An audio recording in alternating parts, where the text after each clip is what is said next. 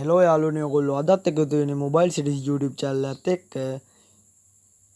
ඉතින් මම අද ඔයගොල්ලන්ට ගෙනල්ලා තියෙන්නේ ChatGPT එකෙන් business logo එකක් හදාගන්න විදිය ගැන.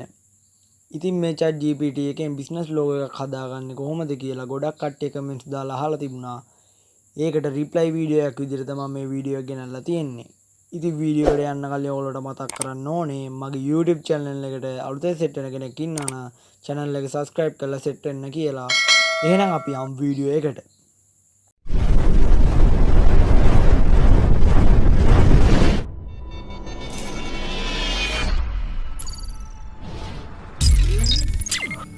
ඔයගොල්ලෝ ඉස්සෙල්ලාම ඒ කියන්නේ මට ඕනේ බිස්නස් ලෝගෝ එක හදන්න ඕනේ කොයි වගේ විදිහටද කියලා.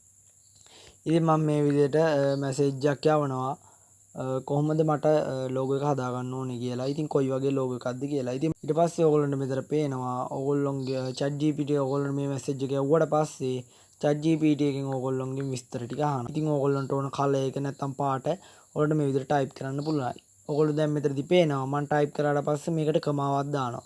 ඉතින් ඔයගොල්ලන්ට මේ විදිහට ඔයගොල්ලෝ ටයිප් කරන ටෙක්ස්ට් එකට පස්සේ ඔයගොල්ලෝ අනිවාර්යෙන් මෙතන කමාවක් දාන්න ඕනේ.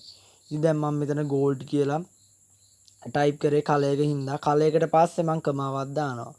ඉතින් ඔයගොල්ලන්ට මේ විදිහට මෙතන gold කියලා ටයිප් කරන්න නැතුව ඔයගොල්ලන්ට පුළුවන් මෙතන ඉස්සෙල්ලාම gold කියන එකට කලින් color කියලා දාලා gold කියලා ටයිප් කරන්න. නැත්තම් මේ විදිහට කෙලින්ම gold කියලා දාලා කමාව දාලා ඉදිරි ටික ටයිප් කරන්න. ඉතින් ඔයගොල්ලන්ට පේනවා මම ඊට පස්සේ මෙතන ටයිප් කරන්නේ cargo ship කියලා. ඉතින් මේ විදිහට cargo ship කියලා ටයිප් කරාට පස්සේ මෙතන කමාව දාන්න ඕනේ. හරි කමාව දැම්මට පස්සේ ඉතුරු ටික ටයිප් කරන්න ඕනේ. ඉතින් මේ විදිහට ඉතුරු ටික ටයිප් කරද්දි අපි කමාව තමයි ටයිප් කරන්න ඕනේ.